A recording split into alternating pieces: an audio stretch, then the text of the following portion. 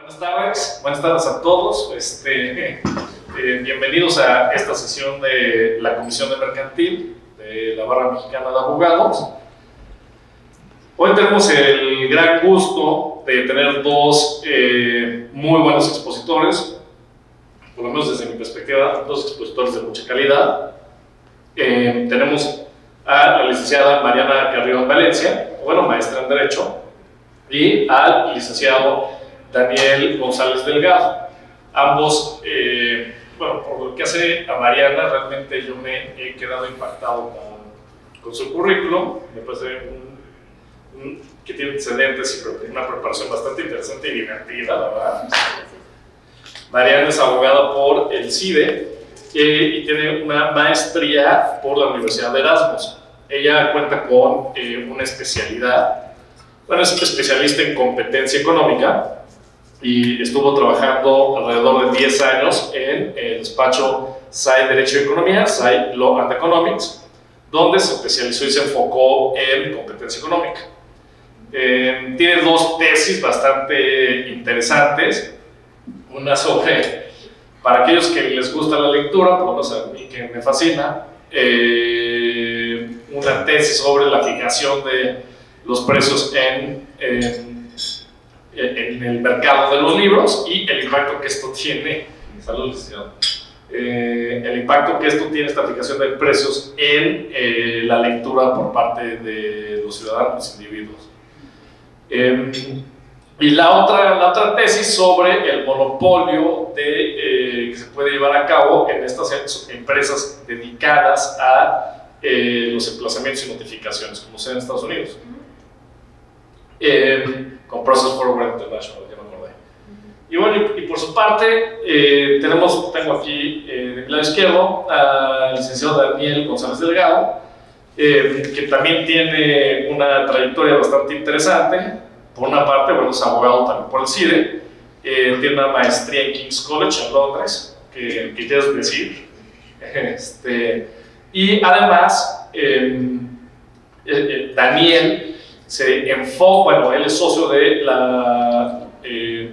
AWM Consulting, en la que se especializan en hacer un análisis, lo que yo pude percibir ahorita que estaba platicando, bastante, en el cual un análisis del derecho, pero más que se atiende en el contexto político y económico, todas estas situaciones fácticas que pueden intervenir en oferta y demanda, en el ejercicio de la profesión de abogado. Y lo bueno es que, como es un análisis muy completo, se da toda la imagen en una determinada situación fáctica. Sin más que decir, les damos la bienvenida, la Barra Mexicana de Abogados les da la bienvenida, Mariana y Daniel, y ahora sí que les paso el uso de la voz. Y adelante, y muchas gracias por estar con nosotros. ¿Cómo dices que lo iniciar? ¿Este también sirve o...? No, perfecto. Sí, perdón. ¿Qué tal? Buenas tardes. Antes que nada, agradecer la invitación, Pablo. Muchas gracias. Un gusto estar acá. Lo que nosotros vamos a platicar aquí un poco son algunas consideraciones que consideramos importantes en torno a las operaciones de fusiones y adquisiciones, ¿no?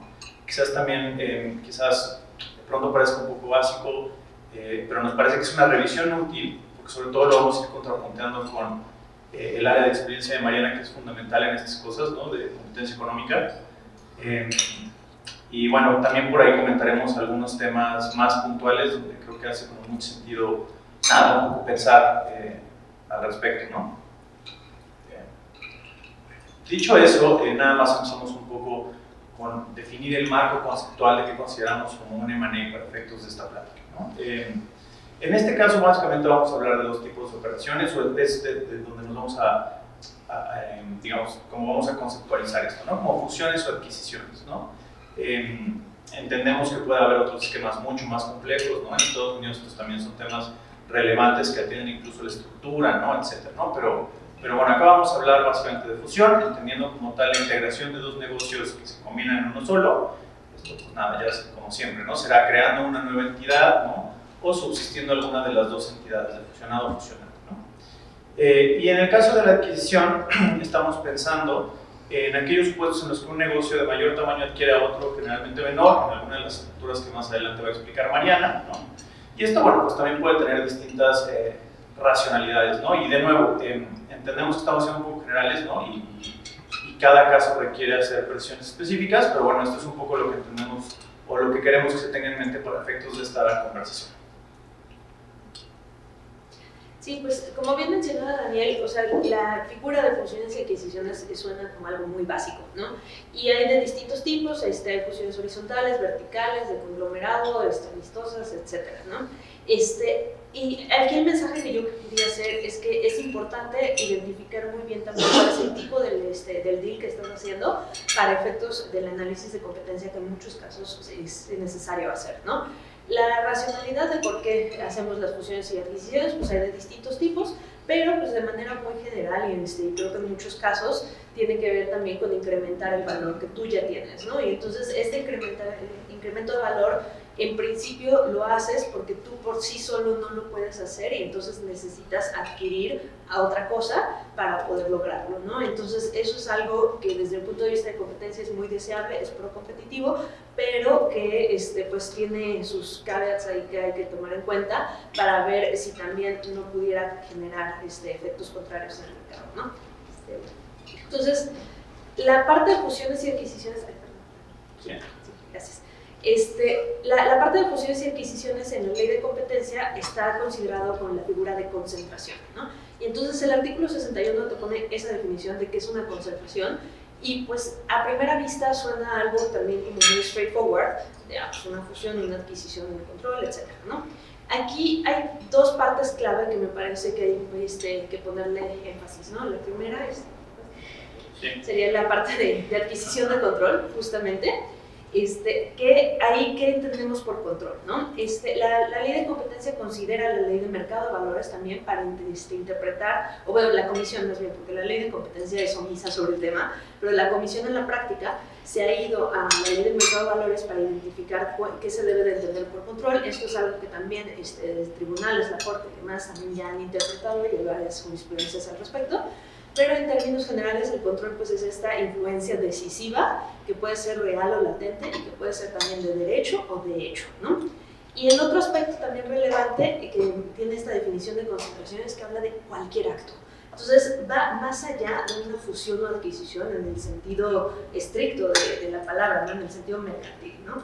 Entonces ahí nos vamos a estas otras dos figuras que me parece relevante considerar. La primera es el joint venture, que todos creo que sabemos qué es un joint venture, y el punto es que desde un punto de vista de competencia, un joint venture puede ser una concentración, ¿no? Si bien desde un punto de vista mercantil pudiera cuestionarse qué tanto esto pudieras equipararlo a una fusión o adquisición, para efectos de COFECE sí lo es, ¿no? Y el otro aspecto son las colaboraciones, ¿no? O cualquier tipo de acuerdo que podemos tener que implica una alianza, digamos, ¿no? Puede hacer, por ejemplo, acuerdos de licenciamientos o cosas del estilo, pero cualquier cosa que implique una alianza también es vista como una concentración en algunos casos. ¿Cuándo? Hay tres puntos principales que juegan. Uno, que sea de larga duración. ¿Qué tanto es tantito? Pues está difícil saber, depende del caso en concreto, pero pues entre mayor sea la duración de estos deals, pues más probable es que la comisión lo vea como una concentración. Dos, que hay una pérdida de independencia en algunos aspectos, ¿no? Que antes tú te manejabas completamente solo, de manera autónoma, y que ahora le tienes que pedir permiso o consultar con la otra persona, entonces se considera como una pérdida de independencia que lo vuelve una concentración. Y tres, que haya una reducción en la rivalidad también en algunos aspectos, ¿no? En algunos productos, mercados, servicios, como lo queramos ver, donde se reduzca esta rivalidad competitiva que normalmente habría, entonces ahí pues ya se vuelve también una concentración, ¿no? Esta visión está muy clara ahorita en la guía que sacó COFECE en 2021 sobre concentraciones, y ahí lo dice tal cual, de que son concentraciones, ¿no? Pero es algo que ha venido construyendo la comisión por varios años y que empezó como por ahí del 2011, donde antes pues varias aerolíneas, British Airways, Iberia, no me acuerdo cuál otra, notificaron justamente una alianza que ellos iban a tener, la notifican como concentración. Y en aquel momento los comisionados que existían en ese entonces pues muchos de ellos sí veían de, no, pues sí, esto es una alianza, esto entra en la definición del 61 que acabamos de ver, y la analizan y la deciden autorizar. Pero hubo por ahí un comisionado que sacó un voto particular que decía de, no, es que esto no es una alianza, esto es una práctica monopólica absoluta, eso es una colusión, ¿no? Que es como el pecado mayor en el derecho de la competencia. Y entonces decía, pues es que estos cuates son competidores y a la hora de estarse uniendo y estar pues decidiendo juntos cuestiones de precios, de rutas, etcétera, etcétera, eso encuadra en una colusión. Oye, pero es mejor para los pasajeros. Sí, pero la ley pues, no le importa. Entonces, eso es una colusión, ¿no? Entonces, lo que se ha visto, y por lo que es importante también ver este tipo de deals como concentraciones, es que en aquellos casos, sobre todo cuando tiene que ver con su competencia, para evitar que entre como la definición de colusión y pongan estas multas por cometer esta práctica súper ilícita, lo ves como concentración, vas a la comisión, le pides permiso, expones tu caso de todas las ventajas deseables que tiene eso, de cómo beneficia a los consumidores, y entonces ya tienes su bendición para llevarlo a cabo. Y es la manera de poder como que crear una especie de excepción a la prohibición que trae la ley de que los competidores no puedan ponerse de acuerdo en cuestiones sensibles, ¿no? Entonces, ese fue como que un poquito el origen. Ya ahorita ya he habido más casos, donde ya es mucho más claro. Y otro caso bastante reciente también fue ahora con la reforma energética, que pues liberalizan todo este mercado de combustibles, y entonces seguramente ubican a G500, ¿no? Las gasolineras que hay en muchos lados. Entonces justamente es un consorcio de distintas entidades, me parece que son como 50 diferentes independientes que están ahí unidos, y que fueron y notificaron a la comisión de que queremos crear esta alianza para juntos poder comprar y aprovechar bastantes razones de unirnos, darnos permiso para poder hacer esto, donde aquí en esta parte perdemos este carácter de competidores, pero en todo lo demás sí seguimos compitiendo, ¿no? Entonces, pues aquí el punto es que hay otro tipo de actos que no entran en la definición tradicional de fusiones y adquisiciones, que para efectos de la comisión pues son iniciados de esa forma, ¿no? Claro, que yo creo que es interesante, ¿no? Digo, desde el punto de vista de que es su plática, ¿no? Desde el punto de vista de la estructura mercantil, ¿no? O sea, como creo que es importante tener esto en mente, porque nada, nunca faltará un poco a veces nos sobra la creatividad, ¿no? Y quizás queremos empujar ciertas figuras más allá de los límites razonables, ¿no? O sea, justo creo que el tema que ponía Mariano sobre la mesa es muy interesante, porque claro, estás tomando la figura de un joint venture, que bueno, pues aquí en nuestro país supongo que lo más cercano que tenemos es la asociación en participación, y básicamente le estás forzando a grados de llevar a cabo una práctica monopólica, ¿no? Que de nuevo me parece interesante la solución que da el regulador, y que de nuevo el lado mercantil tampoco puedes obviar, porque va directamente a cómo vas a estructurar tu operación, ¿no? Que la slide anterior que presentaba Mariana, porque en el fondo también estás creando algo bastante perverso, que es utilizar un mecanismo de notificación de concentraciones para que te den la venia sobre una práctica monopólica, ¿no? Que de nuevo suena, bueno, potencialmente monopólica, ¿no? Yo puedo decir que nadie está haciendo nada mal, pero es interesante porque en el fondo lo que pasa es que realmente, tú tengas tu opinión, Mariana, pero finalmente las razones que ponía Mariana me parecen súper interesantes y muy prácticas para tener en mente respecto a la racionalidad, ¿no? Por ejemplo, está el tema de esta estrategia de seguridad, que bueno, eso es mucho más común en venture capital, en este tipo de mecanismos, ¿no? Que eventualmente necesitas un éxito de la inversión. Pero creo que aquí hay dos muy interesantes, que son el incremento del valor de la compañía y adquirir ventajas comparativas. La verdad es que, salvo que Mariana me corrija, yo creo que la racionalidad detrás de eso tiene que ver con economías de escala. Es decir, cuando básicamente te estás fusionando es porque, perdón que lo diga así ordinariamente, pues quieres ser más grandote para producir a precios más baratos, lo cual es muy chistoso porque me llamó mucho la atención lo que comentabas ahorita de sí, pero no nos importa que para el consumidor es mejor. Claro, como que hay una lógica y digo, no voy a decir que está mal, porque quién soy yo para decirle a la comisión nada, pero me parece interesante que al final este es otro tipo de alianzas que sí podrían tener estos beneficios, como que de nuevo pasan por un mecanismo que no les corresponde necesariamente y además puede que estén vetadas, ¿no? Pero bueno. Es que, o sea, justo en otras jurisdicciones, sobre todo en Estados Unidos y en Europa, ahí su legislación sí permite excepciones a la ley de competencia, ¿no? Excepciones a esta regla general de que no te puedes poner de acuerdo con tu competidor para precios y demás, ¿no? A la ley de México no, es muy tajante, no lo puedes hacer nunca, en ningún caso, no permite excepción de ningún tipo.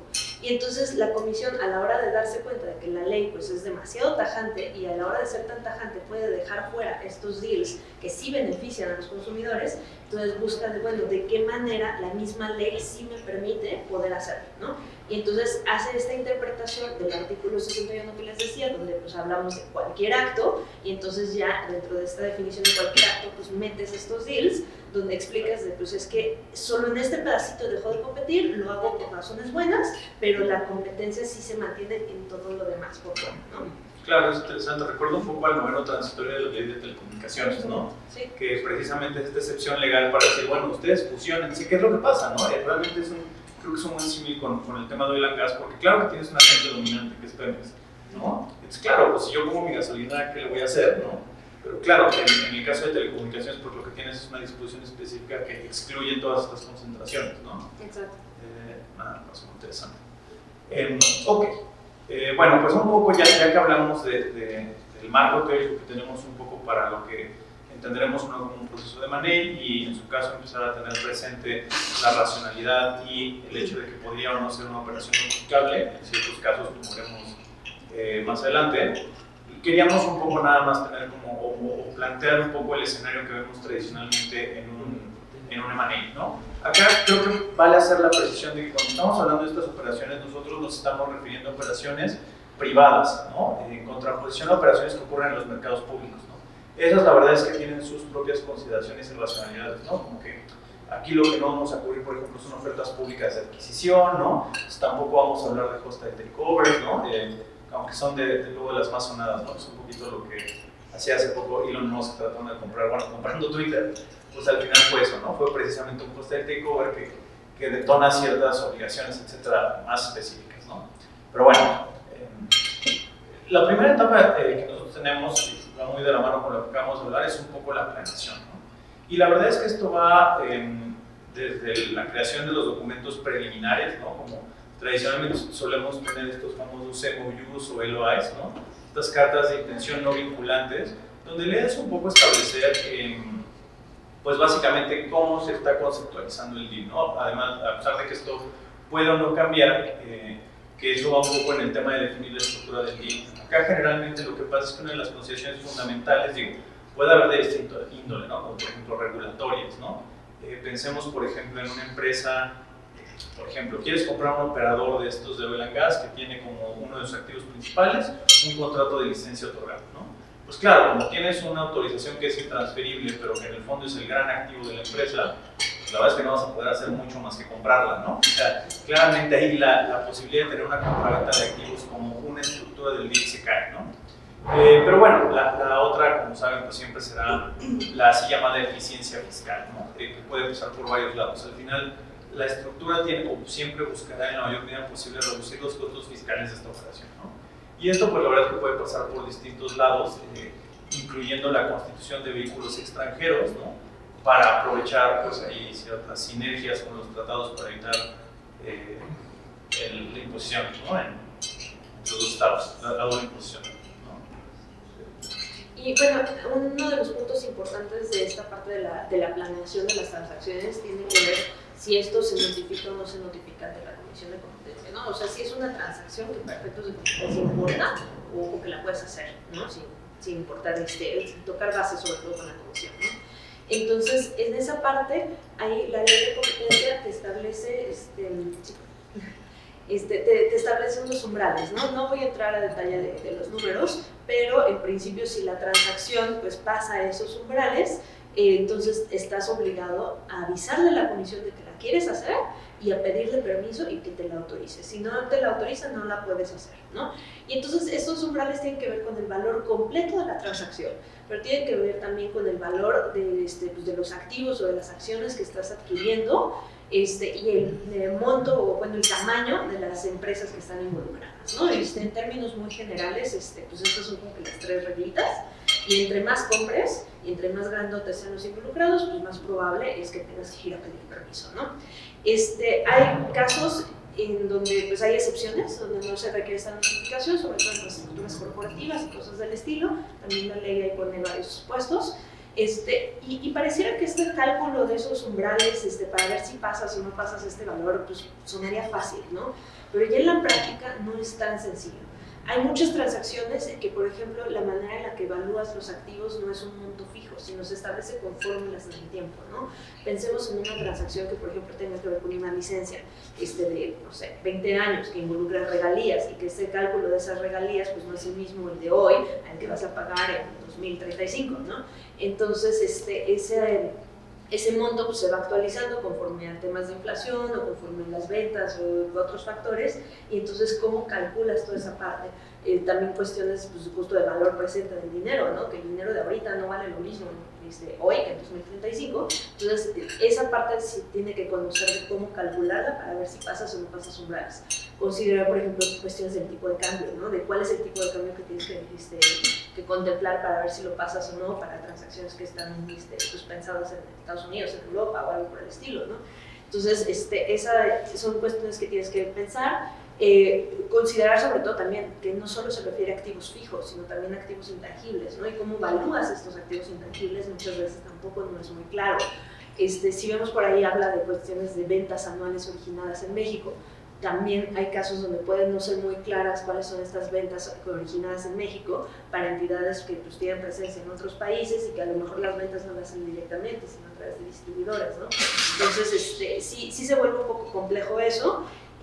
También si son transacciones de sucesiones de actos que están diseñadas de una forma donde no todo lo haces hoy, sino lo vas haciendo en diferentes etapas, pues también cómo evalúas esto para ver cuándo se pasa o no se pasa el umbral. Lo que la ley te dice es que si estabas obligado a tener la autorización y no la pides, entonces todos los actos jurídicos no tienen efectos, ¿no? Y son nulos.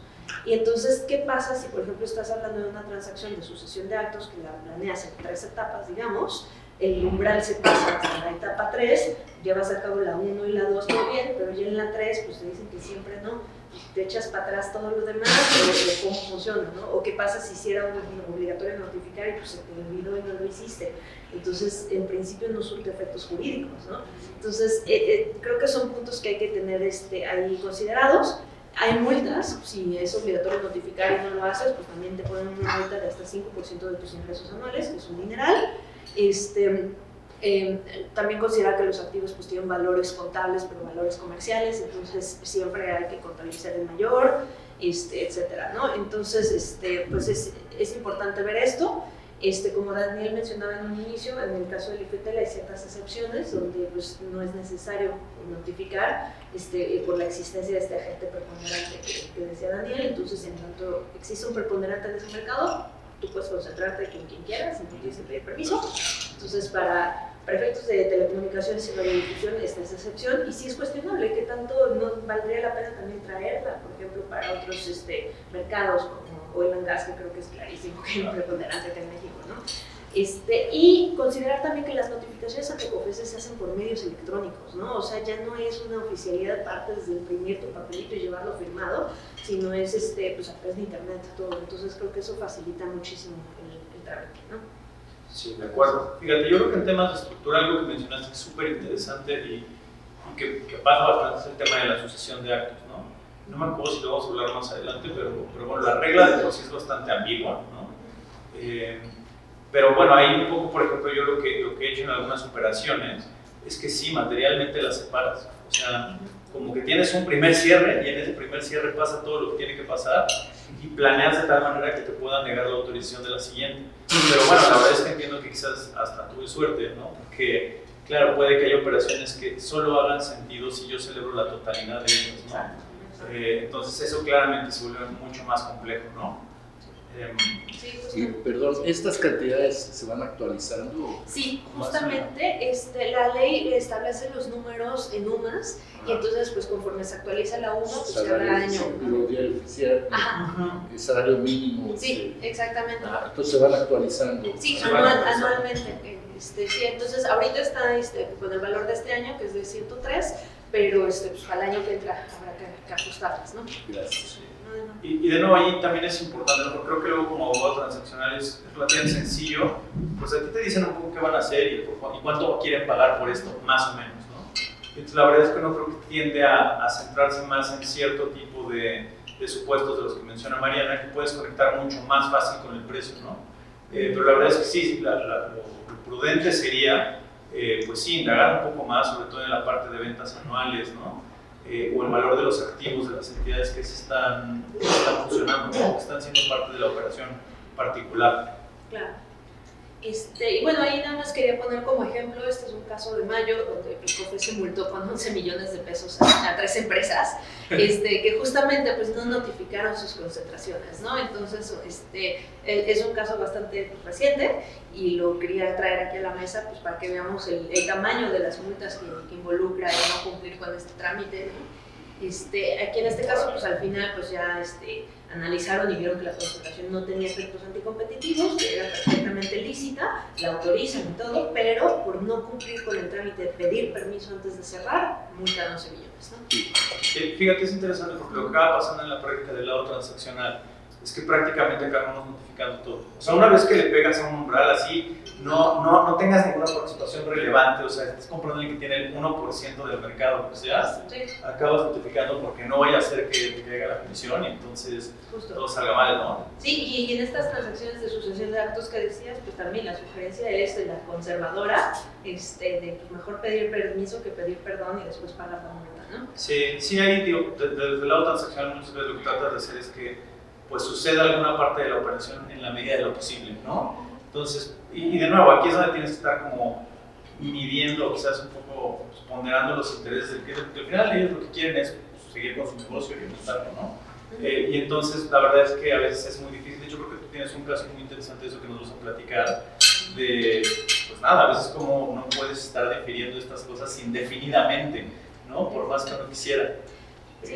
Entonces, bueno, sí, ahí, de nuevo, lo más que se puede hacer, y medio conscientes del riesgo que al final es parte de lo que hacemos, es tratar de ver si puedes separar esto de alguna manera o no. Exacto, sí, no, y estas multas las aplica justo en el sentido de que si no se obtiene la autorización, o sea, la autorización más bien se refiere, la requieres antes de que se cumplan estos supuestos de cierre, ¿no? Básicamente de que cierres la transacción, ¿no?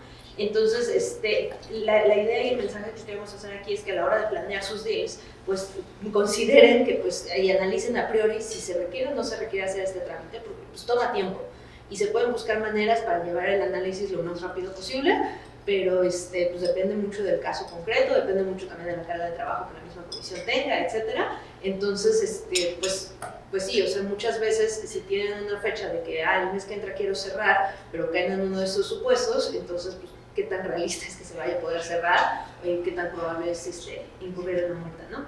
Sí. Y ahí pues también como caso de ejemplo que tengo que es de marzo también de este año, justamente COFECE multó con 61 millones de pesos a 2 empresas, que aquí está muy chistoso porque estos cuates sí fueron a notificar la transacción. Eran HP y otra empresa, Plantronics, que llegan con COFECE y dicen, oye, quiero comprar a este cuate, pues pasa los umbrales, sé que tengo que pedirte permiso, por favor dámelo, inician el trámite, pero a la mitad del trámite el IFETEL entra, porque pues recordamos que tenemos 2 autoridades de competencia, ¿no? COFECE y el IFETEL. Y el IFETEL es solo para telecomunicaciones y radiodifusión. ¿Dónde queda la línea de qué entra dentro de la facultad del IFETEL? Luego no es muy clara. Y entonces aquí en este caso justo llega que las empresas notifican ante COFECE, llega el IFETEL y dice, no, es que esto me toca a mí, esto cae en mi competencia, y entonces todo ese conflicto competencial se va a tribunales. Y pues los tribunales tardan un montón en analizar estas cosas. Entonces el procedimiento que normalmente llevabas de autorización de concentraciones pues se suspende por el trámite entre el tribunal y las empresas dicen, no, pues es que yo ya tengo que cerrar mi deal, ¿no? Y se la avientan y lo cierran y pues es de, ok, pues no terminaste, cerraste antes de obtener la resolución, multa de 61 millones. ¿No? Y decirle al socio o al cliente, nos pusieron una multita. Sí, exacto. 61.5 millones de pesos. Y por algo que pues obviamente ni las partes ni los abogados tuvieron que ver, ¿no? O sea, porque tú haces tu análisis, tú consideras que esto no cae ante el IFETEL, pero pues el IFETEL pensó en otra cosa. Y entonces, pues sí, o sea, ahí sí, mala suerte, ¿no? Qué terrible. Claro, Sí, sí, sí. que ahí lo que pasa mucho y es interesante, ¿no? Porque es una distinción que parecería muy propia del derecho transaccional. Como que en el mundo ordinario la gente firma sus cosas y ya celebró sus contratos y ya eso se perfeccionó, ¿no? Acá tenemos estas distinciones muy interesantes entre firma y cierre, ¿no? Entonces es una distinción rara porque ya firmaste, ya nos obligamos a lo que nos pudimos obligar, pero todo, bueno, y esto para aterrizarlo pues, un poco más técnico, pues claro, las famosísimas condiciones suspensivas, ¿no? Donde generalmente pues, tendrás como condición suspensiva que la autoridad se otorgue tu autorización, perdón, para concentrarte. ¿Qué vas a hacer? Sí, sí. Para efecto de cuando te dice COFECE o el ¿no? Que cerraste antes de que se te diera la autorización, ¿qué acto es el que cierra? Claro, depende. Por ejemplo, si estamos pensemos en una compraventa de acciones. Pues nada, el acto que cierra suele ser realmente pues, la transferencia de las acciones. Entonces, la transferencia de las acciones pues, realmente se daría a partir del endoso y la entrega, por ejemplo, ¿no? Entonces, claro, lo que pasa mucho es que de nuevo esto le podemos poner las complejidades que queramos. A veces pasa, ¿no? Que por ejemplo, no, pues es que ya firmamos y una vez que cumplen las condiciones, entonces yo te hago entrega de las acciones y te transmito la propiedad del negocio. Y en el Inter como que tenemos todas estas obligaciones que están ahí sobreviviendo entre firma y cierre, ¿no?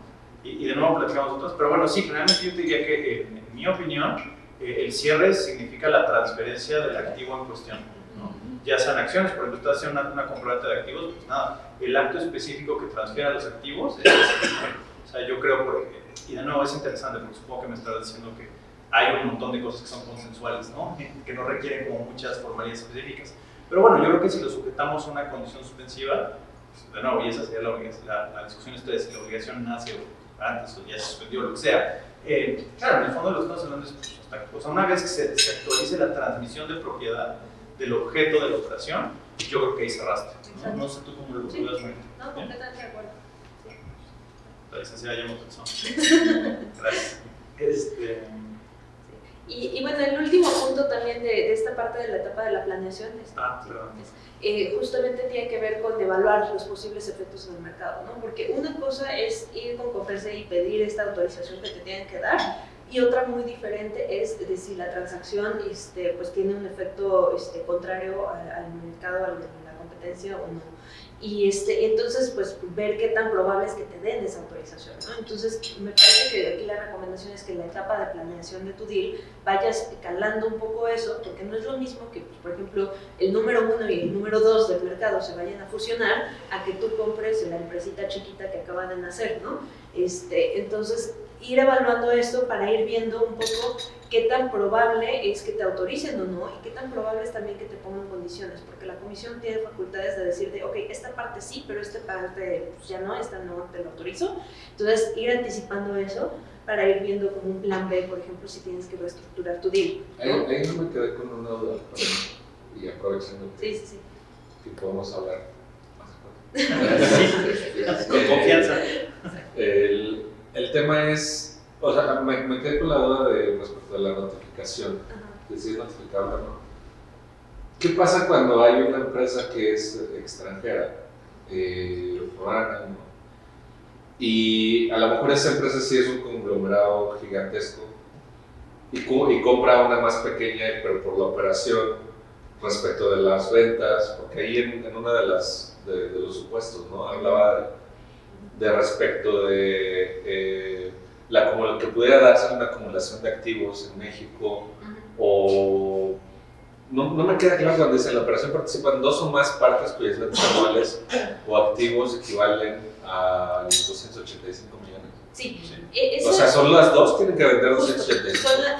Son los dos, bueno, las dos fraccioncitas las que se tienen que cumplir, ¿no? Si ves ahí está 3.A y 3.B, entonces en esta fracción 3 tienes que cumplir esos dos supuestos al mismo tiempo para que se detone la notificación.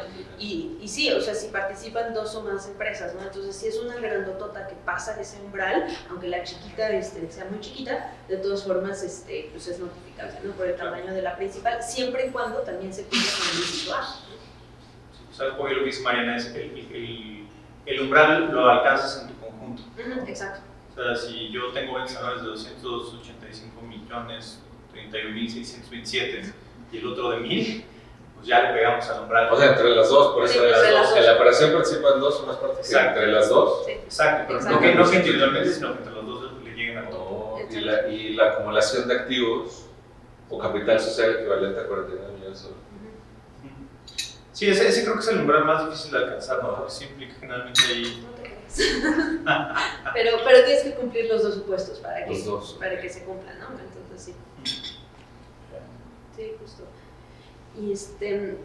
Y pues bueno, o sea, esta es la parte que por un lado es esto de pedir permiso, que como les decía, tiene que ver con el tamaño de las empresas involucradas, con el tamaño de la transacción, y otra cosa es checar los efectos de qué tan probable es que te la autorice o no, que es más ya del tamaño del mercado, ¿no? De qué tanta competencia tienes o cosas del estilo, para ver pues si te vas a volver un monopolio, ¿no? Básicamente así en términos muy coloquiales, lo que quiere COFECE es que no te vuelvas un monopolio. Y entonces, pues si ve que la transacción es posible que eso pueda pasar, entonces no te la va a autorizar, o te va a autorizar parte y no completa, y así, ¿no?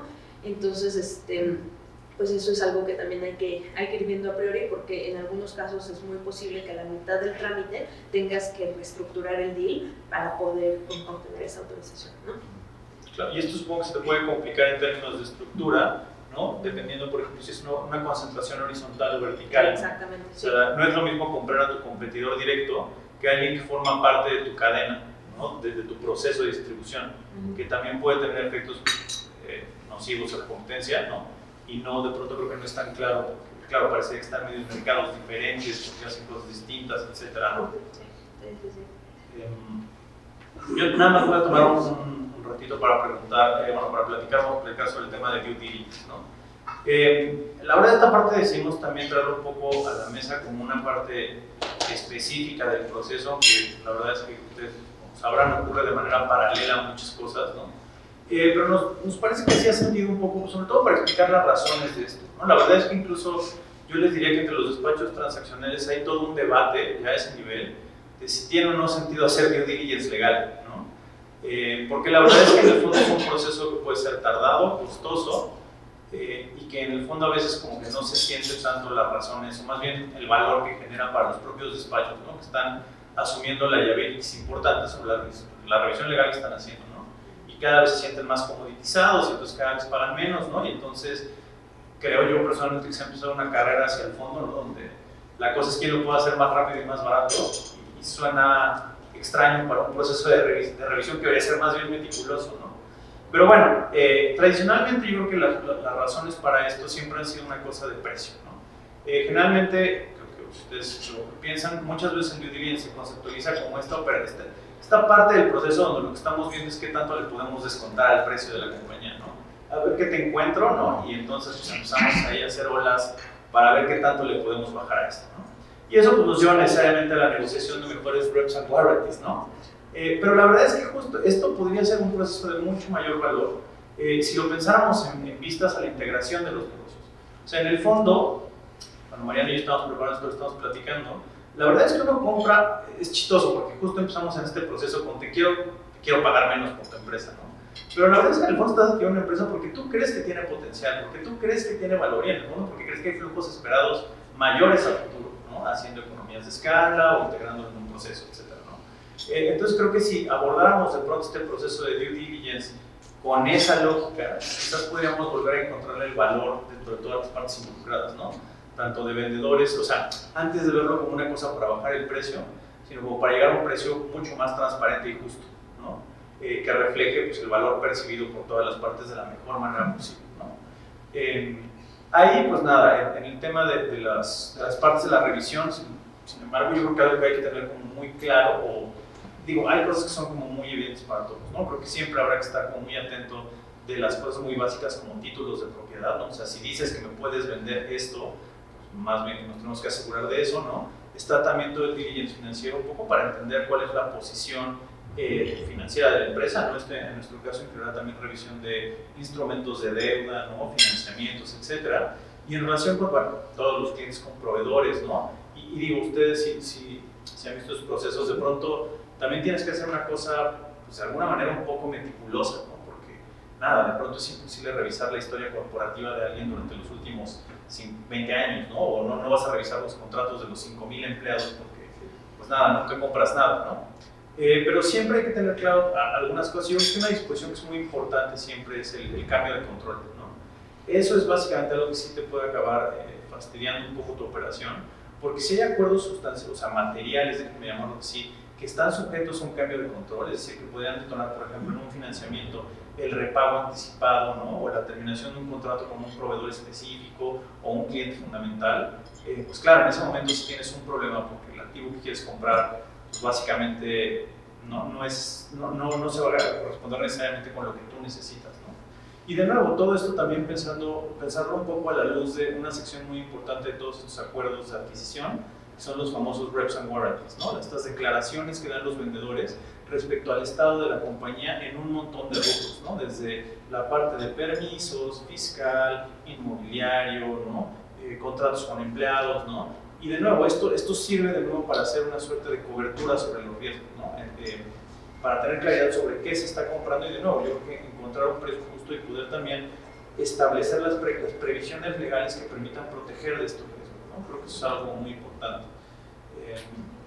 Y bueno, ahí mi aportación sería que también considerando deals que involucren competidores directos, considerar que hay una guía que ofrece sobre el intercambio de información, ¿no? Entonces, en este due diligence, pues tienes que intercambiar muchísima información, que es información de naturaleza sensible y estratégica, y entonces eso en manos de tu competidor, pues también puede ser ilegal, ¿no?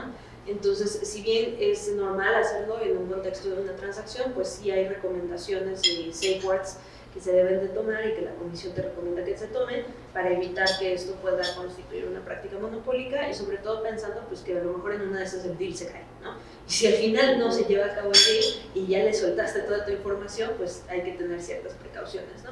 Entonces, en sentido muy estricto, pues es firmar un NDA, pero es un NDA no solo hacia terceros, sino es un NDA también hacia dentro de la compañía, de que personas que no tienen por qué conocer esa información para efectos de due diligence no la tengan, ¿no? Y entonces crear como una especie de grupo de trabajo, data rooms, etcétera, donde te asegures de que pues hay accesos limitados a que solo personas muy específicas y claramente identificadas sean las que tienen el acceso a esa información y el resto de los empleados, directores, sobre todo los que tienen pues ciertas pues funciones más como de comercial, no tengan conocimiento de esa información, ¿no?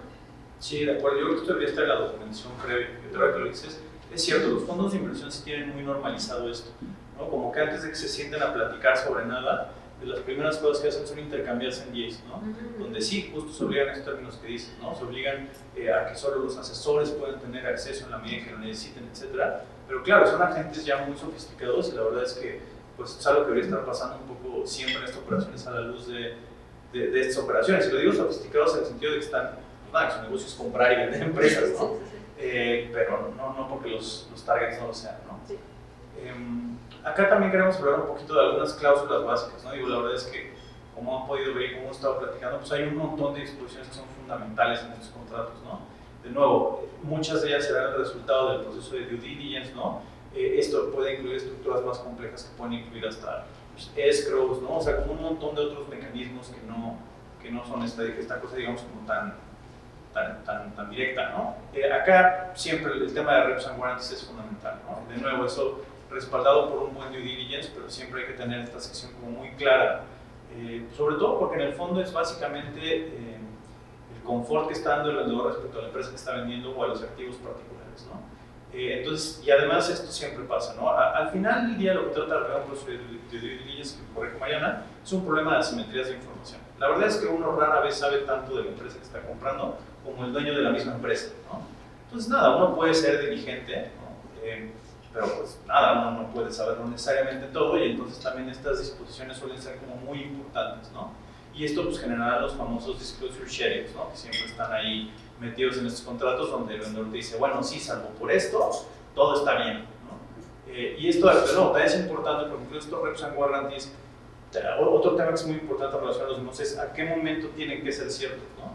Dependerá mucho de la operación en concreto, pero en algunos casos tendrá que ser cierto hasta el cierre, por ejemplo. En otro puedes extender su vigencia hasta los plazos de prescripción aplicables, en otros puedes pedir algunas garantías específicas por 2 años, ¿no?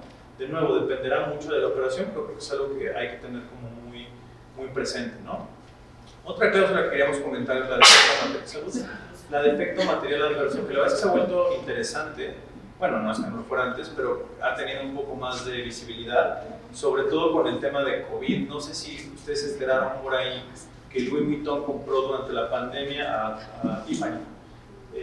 Habían hecho esa operación de compraventa y Louis Vuitton ya se quería echar para atrás, alegando un efecto material adverso. Que en el fondo eso es el efecto material adverso, es una disposición que permite al comprador echarse para atrás, déjenme ponerlo coloquialmente, pero pues sí, de llevar a cabo el cierre, ¿no? Entre estos periodos de que ya firmamos y luego cerramos, porque bueno, sí estaba sujeto a autorizaciones de competencia en todo el mundo básicamente. Claro, después una vez que ocurre la pandemia, pues claro, las ventas de Tiffany bajan sustancialmente. Claro, nadie puede ir a las tiendas a comprar joyería y bueno, además de los despidos y básicamente el caos que se volvió el mundo, quizás no era el bien más necesario en ese momento, y entonces Louis Vuitton se quería echar para atrás, ¿no? Y aunque el deal sí se acabó llevando a cabo, creo que esta disposición también es muy útil, porque de nuevo, yo creo que del lado transaccional rara vez encontrarán un abogado transaccional que les diga que lo que quiere es que la operación no pase, ¿no? Pero sí te dan esta palanca para negociar ciertas cosas, ¿no? Es básicamente tener esta disposición que te podría permitir alejarte, y lo que sí te ayuda es quizás a negociar un ajuste del precio, ¿no? A decir, ok, yo evaluaba tu negocio en tanto, pasó esto, pero igual me sigue interesando, ¿cómo podemos ajustar, ¿no? Y de nuevo, también tiene todo un tema interesante de quién es el que puede afrontar mejor ciertos riesgos en ciertas situaciones, ¿no? Porque, de nuevo, estos contratos lo que deberían de lograr, y perdón que de pronto esté hablando tanto como estas racionalidades económicas, pero me parece que aplican mucho, es lograr una distribución de riesgo razonable entre las partes, ¿no? Porque a veces podemos tener mucho la posición como abogados, pues a no soltar, ¿no? A que te den todas. Y eso creo que a veces puede ser nocivo, ¿no? Creo que a veces lo que uno debería hacer es tratar de encontrar la manera de ayudar a las partes a distribuir mejor el riesgo en sus operaciones, ¿no? Y esto, ¿Qué pasó con lo de Louis Vuitton y Tiffany? ¿Sí procedió o no? no, al final ya no se, o sea, sé que presentaron algunos escritos, se acabaron desistiendo y lo que hicieron fue bajar un poco el precio de la operación. ¿Y cómo se redacta tradicionalmente una cláusula de material adverso? O sea, ¿qué es lo que dice? Generalmente lo que harías es tener una definición, fíjate, es interesante, lo que tienes es una definición de efecto material adverso. Y entonces, efecto material adverso se considera, estoy diciendo memorias, tampoco me van a decir que chafas, licenciado. Es básicamente, pues nada, cualquier condición o evento que afecte el negocio de la compañía o a sus filiales, etc., ¿no? En el fondo lo que estás tratando de reflejar es que afecte el valor del target, ¿no? Y luego lo que vas a hacer es complementarlo en la sección de Reps and Warranties con una Rep and Warranty específica que diga que a la fecha, por ejemplo, en este caso digamos que a la fecha de firma, que a la fecha de firma o a la fecha de cierre más bien, no ha ocurrido un efecto material adverso, ¿no? Entonces, claro, lo que estás haciendo es crear esta definición y por otro lado haces que te declaren que no ha pasado nada que afecte el valor del negocio, ¿no? Y claro, luego eso lo conectas con las indemnizaciones que están abajo, donde pues puedes pedir una indemnización para esto, ¿no? O pues nada, si es, o sea, podrías incluso, de nuevo, están pensadas para que puedas no llevar a cabo el cierre, ¿no? Podrías poner también en las condiciones suspensivas, que podría ser que las declaraciones sean todas ciertas, o podrías decir, oye, pues que no ocurrió un efecto material adverso, ¿no? O efecto material adverso después del cierre. ¿Puede haber? ¿Has visto? Yo no he visto, o sea, generalmente las he visto en el cierre. Generalmente, por mi experiencia, las cláusulas que, digamos, los reps cuya vigencia extiendes más allá del cierre, suelen ser, por ejemplo, en materia ambiental, en materia fiscal, pues algún tema de evicción, ¿no? Estas cosas que sí puedes extender un poco más. Pero pues, también puedes poner una EMA perfectamente, ¿no? Porque de nuevo dependerá de qué consideres como un efecto material adverso. Por ejemplo, puede ser un litigio, o sea, por ejemplo, en algún contrato podría estar también, lo he visto, que digas que un evento que tenga un valor de tanto se considera un efecto material adverso. Pues claro, ya estamos hablando de una circunstancia que tenga esta valoración específica. Por ejemplo, puede ser un litigio ahí medio escondido, ¿no? Si resulta que me parece que tienes una contingencia fiscal de que no estoy exagerando y no debería pasar, pero bueno, pues que no pagaste impuestos durante los últimos 5 años y ahora debes estar a camisa, claro, yo podría de nuevo pedir una indemnización por esto, ¿no? Y de nuevo, esa cláusula pues es importante, las indemnizaciones, porque todos estos reps and warranties poco valen, ¿no? Si no le ponemos un poco de dientes. Y de nuevo, quizás estoy siendo muy exagerado porque uno siempre podría tratar de alegar un tema de vicios, ya sabes que básicamente estas disposiciones que sí tenemos, ¿no? En derecho, pero en el fondo lo que tú quieres hacer tradicionalmente es tener indemnizaciones suficientemente fuertes para poder reclamar estos daños, que además esas son cláusulas, digo, ya me sigo, ¿no? Que son cláusulas que se han sofisticado bastante, ¿no? Que incluyen a veces canastas, topes máximos, una cantidad de mínimos para demandar, ¿no? O sea, no me puedes venir aquí a reclamar por 100 pesos, tienes que llegar a X monto mínimo y entonces luego las juntamos. Pues claro, todo esto se ha vuelto, o sea, todo esto de Reps and Warrants que de pronto se ve tan sencillo, como decir, pues sí, no tengo problemas, ¿no? Claro, como que se han ido sofisticando con todos estos mecanismos, ¿no? de indemnización, porque es ahí donde está el quid de todo esto, ¿no? Y de nuevo, puedes tener otros mecanismos como el ajuste de precio también, ¿no? Por ejemplo, pues te pago ahorita el 80% y el 20% sujeto a que no pase nada en los siguientes 2 años, ¿no? Esto, digamos, pensándolo como un incentivo negativo, aunque siempre puedes tener earnouts mucho más también tradicionales en el sentido de decir, a ver, tenemos un problema de nuevo respecto a cuánto creemos que vale tu negocio, pues ok, te vas a quedar aquí un ratito, por ejemplo, como accionista, ¿no? Y entonces, pues si en 2 años resulta que estamos por encima de estas métricas que estamos planteando, pues entonces hay todo más dinero, ¿no? De nuevo, y esto creo que es interesante también porque pasa mucho por lo que hablaba Mariana, de cuáles son las vigencias de estas cosas, ¿no? Yo creo que te lo platicamos un poco más, pero claro, como que una vez conceptualizas estas cosas como te compro, te vendo y se acabó. Y la verdad es que siento que cada vez estos deals son menos así, ¿no? Por ejemplo, si lo pensamos en startups y estas cosas que tienen el famoso rollover equity, claro, tú lo que quieres es que el niño genio que inventó la aplicación se te quede ahí, ¿no? O sea, claramente es un aliado como muy estratégico que no quiere soltar, ¿no? Entonces, ¿qué tanto estas operaciones se acaban ahí? Pues la verdad es que no sé, ¿no? Y por último queríamos hablar de otras dos, yo creo que aquí si quieres tu manita de las disposiciones de non-compete y non-solicitation que también son muy básicas, ¿no? Sí, no, muchas gracias. Justo todos los contratos, pues es muy común que estos tipos de deals traigan estas cláusulas de no competencia y de non-solicitation, ¿no? En términos muy llanos, creo que son más o menos la misma las dos, que es de, oye, yo te estoy comprando a ti, tú vendedor, y no quiero que sigas participando en el mercado porque si no lo que yo estoy comprando va a perder valor, ¿no? Entonces pones esta cláusula de que pues, el que te está vendiendo pues ya no participe y no vaya el día de mañana a abrir otro negocio y que te compita, ¿no? También se consideran, por ejemplo, ciertos acuerdos de accionistas justo en estas transacciones que son no tanto de compra y venta y ahí se acabó, sino más de tracto sucesivo, donde es de, ok, pues durante este tiempo que estamos en esta coinversión, pues tú tampoco no vayas y abras otro negocio al rato que pues me compita con la coinversión, ¿no? Porque si no, pierde valor. Entonces, estas cláusulas, pues, o sea, si bien su nombre es de no competencia, y uno pensaría que desde el punto de vista de competencia, pues está mal no competir, pues aquí sí se reconoce que por el tipo de el contexto en el que se da, pues sí son lícitas, pero hay que definir hasta dónde, ¿no? Entonces, si son lícitas, generalmente la comisión te va a decir que hasta por 3 años. Más de 3 años es muy difícil que te la acepte, el máximo que te acepte es 5, más de 5 ya no hay manera humana. Pues eso es por jurisprudencia. Sí, o sea, como precedentes de la comisión, la guía misma de la comisión de competencia y los precedentes que ellos tienen es justamente eso. Más allá de ese plazo, sí se considera que los efectos que causa el mercado pues son más dañinos, ¿no? Y que ya no es justificable esta idea de proteger el valor de lo que estás comprando, ¿no? Entonces, por 3 años, tranquilo, entre 3 y 5 está muy difícil, lo tienes que justificar y solo en casos muy especiales, ¿no? Más allá de 5 no hay manera humana. Entonces, pues, en estas transacciones de tracto sucesivo y de coinversiones, pues obviamente estos 3 años empiezan a contar a partir de que termina la coinversión, ¿no? Entonces, obviamente durante el tiempo que siguen en alianza, por ejemplo, en un joint venture, lo que sea, pues ahí sí se vale mantenerla, si es de 10 años, pues es de 10 años y es más 3, ¿no? Entonces, eso por un lado en términos del tiempo, pero también en términos del alcance, ¿no? Hay que cuestionarnos de si es solo para México, si es para todo el mundo, también hay que justificar ese alcance que estás dando, de qué productos y servicios son los que estás dando de no competencia, para que no sea demasiado amplio y más allá de lo normal, ¿no? Entonces, si tu compra es, no sé, de stevias, lo que puedes poner de la no competencia es todo lo que tengas que ver con stevia, pero no puedes poner de, es que también galletas no me compitas, ¿no? Pues eso no tiene nada que ver, ¿no? Entonces, eso es un poco el criterio que ha establecido la comisión, y en el caso de las de non-solicitation, que bueno, ahorita regresamos para acá, pero las cláusulas estas de non-solicitation son justamente de tú con el comprador, con el vendedor, vendedor te pones de acuerdo de que pues, no te va a robar al personal, ¿no?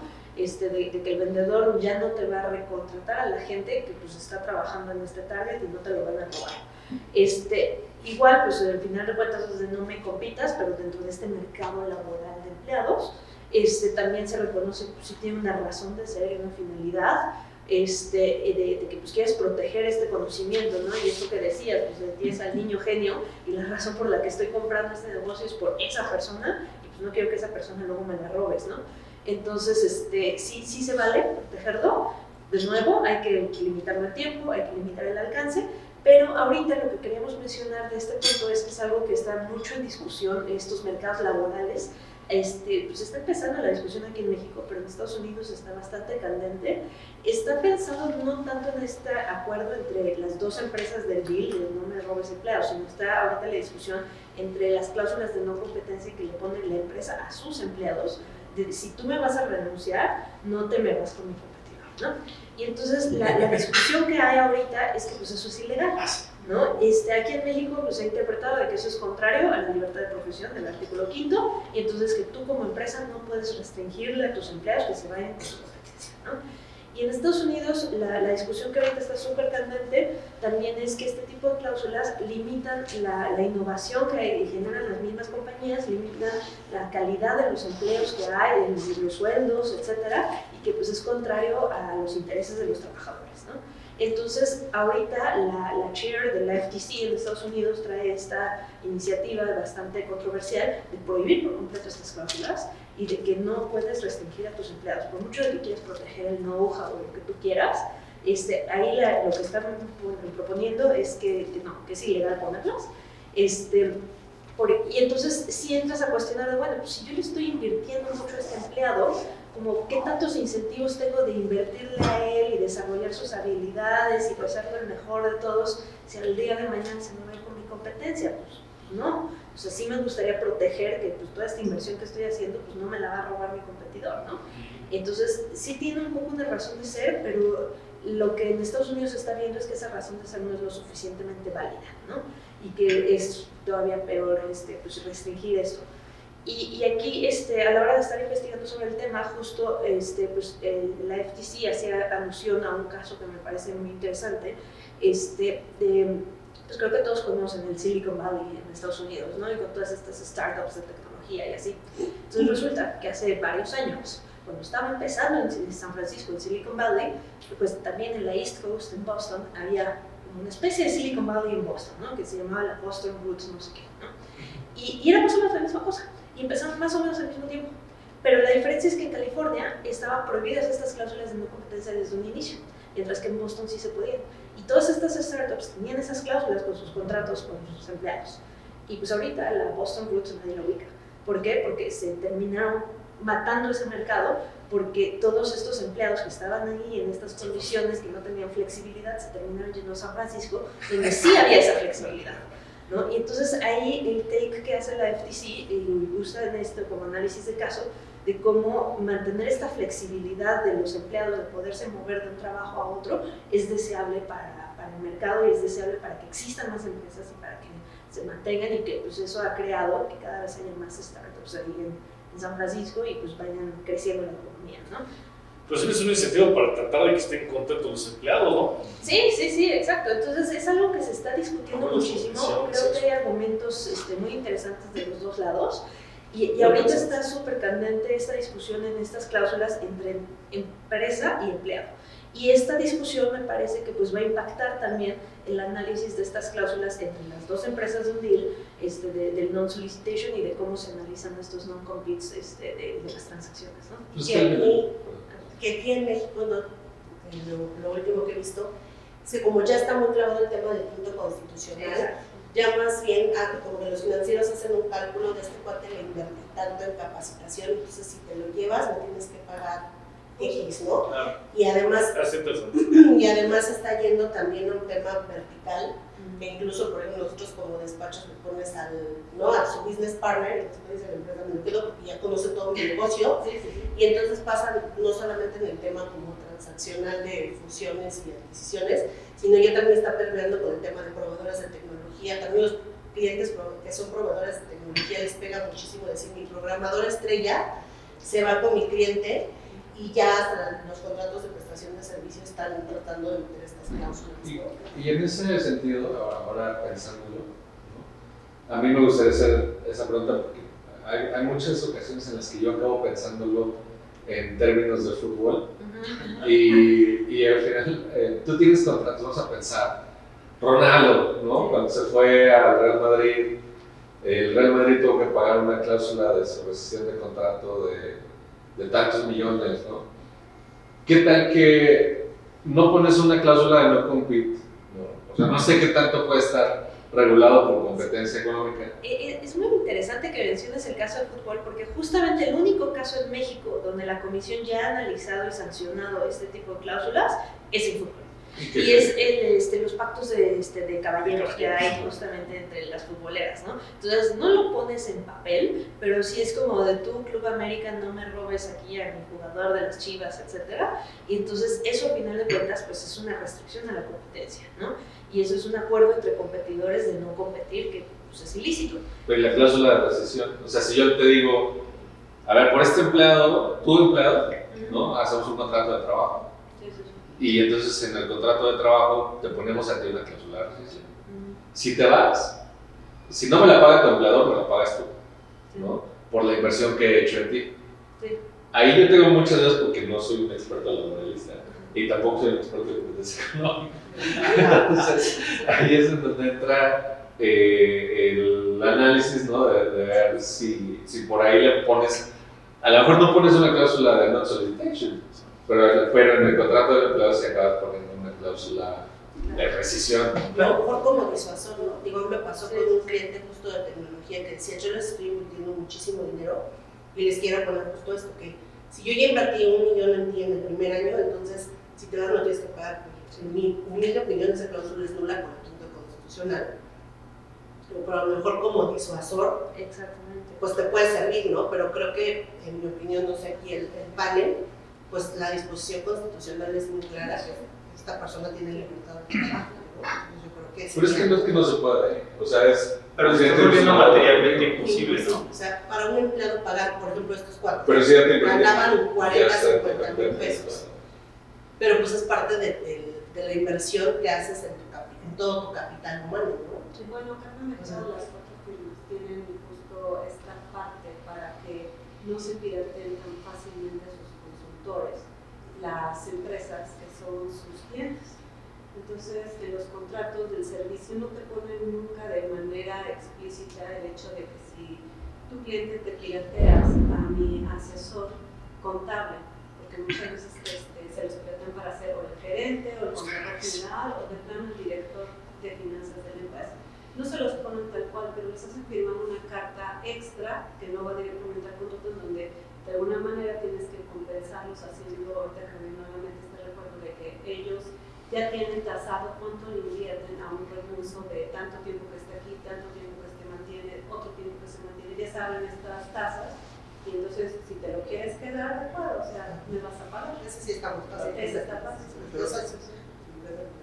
Y me parece interesante porque al final del día, claro, como que estamos hablando de cuánto han invertido, pero detrás de la lógica, o sea, detrás de ese argumento siento que hay una idea de que tampoco estás amortizando ese activo. Digo, ya si nos vamos a poner fríos en ver a estas personas como, ¿qué flujo de efectivo va a generar? Claro, ¿no? Pues el literal, ¿cuánto le saqué a la computadora, no? Dices, no, pues yo la verdad es que ya la limpié un buen rato y tal, y pues esto vale $1 millón, ¿no? Uno, pues saber de dónde salió esa evaluación, y dos, claro, en el fondo, cómo funciona esto con las políticas de retribución, porque claro, él también hace algo a cambio de esto, ¿no? O sea, de nuevo, ¿no? Yo estoy de acuerdo con ustedes en que es todo menos una respuesta clara. Yo me inclino un poco más con la licencia que quizás sería un buen disuasor, pero suena que materialmente podría estar impidiendo el desplazamiento del trabajo. E interesante, desde un punto de vista de competencia económica, yo creo que genera lo que nos platicaba Mariana, porque en el fondo empiezas a estancar todo ese mercado, ¿no? O sea, en el fondo ya no hay libertad de salario, ya no te puedes mover, ¿no? Claramente ya no hay incentivos, pues no lo puedo cambiar, ¿no? Entonces, como que tampoco hay incentivos para subir los salarios, por ejemplo, ¿no? ¿Qué pasa en sectores como justo de tecnología, ¿no? Que en algún momento pues, seguramente todos aquí pensamos debe estudiar computación o sistemas, ¿no? Claro, porque de pronto los salarios estaban altísimos, ¿no? Luego obviamente ese mercado se satura, ¿no? empiezas a tener una sobreoferta y entonces los precios se normalizan, pero claro, creo que poner estas disposiciones desde el punto de vista de competencia podría ser más o menos perverso. De nuevo, no tengo ninguna respuesta, tengo más dudas que tú. Y saben si en el tema del fútbol, lo que hizo la conferencia con la federación, ¿sabes si analizaron ese tema de las cláusulas de rescisión? O sea, entiendo, también había escuchado algo del pacto de caballeros, pero está muy, o sea, es como muy gris esa área, ¿no? Porque no la ponen por escrito. Pero la cláusula de rescisión sí está. Así, o sea, sinceramente no conozco así como que tan a detalle el caso. Hasta yo recuerdo esa parte que mencionas no está incluida. También se enfocaron mucho, por ejemplo, en pactos que sí tenían que ver con el fútbol de hombres versus el fútbol de mujeres, ¿no? Y entonces en cómo pues compensaban a las jugadoras de la liga femenil, y entonces había acuerdos entre los clubes para que las mujeres pues fueran menos compensadas que los hombres, ¿no? Entonces, según yo el foco iba más por allá. No me suena que esa parte viniera, pero creo que al final, o sea, algo que se fija mucho en derecho de competencia es que lo que importa son los efectos. No importa la forma jurídica que tú le des, y entonces no importa si lo pones dentro del contrato y le llamas non-solicitation, o si lo pones en un papelito por separado que firmas ahí en lo oscurito, ¿no? En la servilleta. O sea, al final importa el efecto que tienes, ¿no? Y entonces creo que sí es un efecto que pudiera afectar la competencia, y creo que lo interesante de este hot topic que hay ahorita, y creo que Estados Unidos ha estado liderando mucho, es crear este awareness de que los mercados laborales son eso, un mercado también, y que entre las distintas empresas hay competencia por estos empleadores, ¿no? Por estos empleados. Entonces, cómo defines esta competencia es muy diferente, creo, también a otros mercados tradicionales, ¿no? O sea, es muy claro que a lo mejor Pepsi compite con Coca, que todo el mundo piensa de, pues sí, son competidores, ¿no? Pero, por ejemplo, pues qué tanto el cliente compite con el despacho, ¿no? Para efectos del mercado laboral, de, me robo a tu abogado para que ahora se venga de in-house. Ese tipo de cosas, pues como que al principio piensas, no, pues la empresa no compite con el despacho. Sí compite, para ese mercado sí lo hace, ¿no? Y los mercados laborales les aplica la legislación de competencia igual, y entonces pues también ahí se vuelve un acuerdo entre competidores que no debes de restringir esa competencia, ¿no? Entonces, creo que eso es muy interesante, pero al mismo tiempo creo que también hay ciertos casos donde a lo mejor ciertas restricciones pues sí se pueden justificar, porque también me hace todo el sentido del mundo lo que se menciona de que sí quieres proteger un know-how y sí quieres crear esos incentivos, ¿no? Y que al final es como las reglas, por ejemplo, de exclusividad. En sentido muy general, las exclusividades pueden ser malas, pero hay ciertos casos donde las exclusividades son buenas, porque a la hora que pones esa exclusividad proteges esa inversión que estás haciendo, ¿no? Y creo que en estos mercados laborales pues también se pudiera interpretar alguna cosa similar, de yo estoy invirtiéndole a este cuate y entonces quiero proteger esta inversión para que durante cierto tiempo, en ciertas condiciones, con un alcance súper limitado, pues tampoco no pueda... Pues no solamente es protegerla, es incentivarla. Exactamente. No, es lo que te dices. Fíjate, porque lo que también está pasando es que justo ya ante este ban del sí, se está pensando cómo resolverlo un poco, ¿no? Entonces, claro, por ejemplo, el famoso rollover equity de los empleados, ¿no? Eso es un buen incentivo. O sea, entiendo que no se pueden todos los esquemas y tal. El rollover equity es que se vuelvan accionistas. Que les des acciones, exacto, ¿no? Entonces, claro, eso en el fondo es interesante. Por ejemplo, en empresas de cierto tamaño, ¿no? Es perfectamente posible dar acciones, ¿no? Dar paquetes accionarios. ¿En serio? Y de nuevo, eso parecería generar incentivos para alinear tus intereses con los de la compañía, ¿no? Como empleado. Y de nuevo, siento que es una solución que sí mejora las condiciones del empleado, por lo tanto hace que el mercado laboral funcione, porque entonces todo va un poco ajustándose hacia el alta de manera competitiva, ¿no? Antes de tenerlo pues, un poco con la pistola de una deuda impagable en el escritorio, ¿no? Suena menos amigable. Y también está, por ejemplo, ellos, porque eso también se piensa, claro, tú te vendes o te venden la empresa, y lo que también pasa mucho, pues claro, es que el accionista que se está vendiendo en el fondo también es el CEO o el CFO, ¿no? Sobre todo en empresas de cierto tamaño, pues claro, y entonces los puede retener como empleados. Y de nuevo, claro, y eso es mantener ciertos incentivos alineados, ¿no? Para no generar esta no competencia, porque en el fondo, pues nada, sigues invested en el negocio, ¿no? De nuevo, parecería que hay otros mecanismos más suaves y quizás más eficientes, dejémoslo así, para lograr estos efectos, ¿no? De nuevo, acá y ya no costó mucho tiempo, ¿no? Pero justo nada más queríamos mencionar esto que nos parece como muy interesante, ¿no? Desde el punto de vista de competencia, y además es una disposición que seguimos poniendo en los contratos, ¿no? Eso, o sea, más allá de esta discusión que estamos teniendo, ahí dice non-compete, non-solicitation, Y pues lo más que hacemos es que lo limitamos un poco como con la licenciada, ¿no? Un territorio específico por cierto tiempo y en relación con cierta actividad, ¿no? Eso es como lo más que podemos, y la mayor guía que tenemos con base en la guía de concentraciones, que pues es un instrumento pues, no propiamente normativo, ¿no? O sea, es lo que la comisión... Bueno, hay una tesis, ¿no? Hay una tesis. Hay dos, de hecho, fíjate, justamente hay dos, que por eso las pusimos, porque es interesante, una es del 59, que tiempo ha llovido, y la otra es del 2010, que de nuevo tampoco es tan vieja, pero tampoco es tan nueva. La del 59 básicamente lo que dice, muy resumidas cuentas, es que tú sí puedes pedir que te paguen daños y perjuicios por el incumplimiento de esa obligación de emisión. Y la de 2010 es interesante porque es mucho más extensa y lo que trata de hacer es justificar la existencia de estos acuerdos a partir de la idea de que lo que se busca es que no exista una competencia desleal, que es interesante porque es un concepto que se añadió relativamente hace poco al Código de Comercio y es chistoso porque la competencia desleal pareciera tener que ver con otros temas como que no haya un tema de confusión, ¿no? Básicamente como en afectar a tu competidor casi desde una manera reputacional de pronto, ¿no?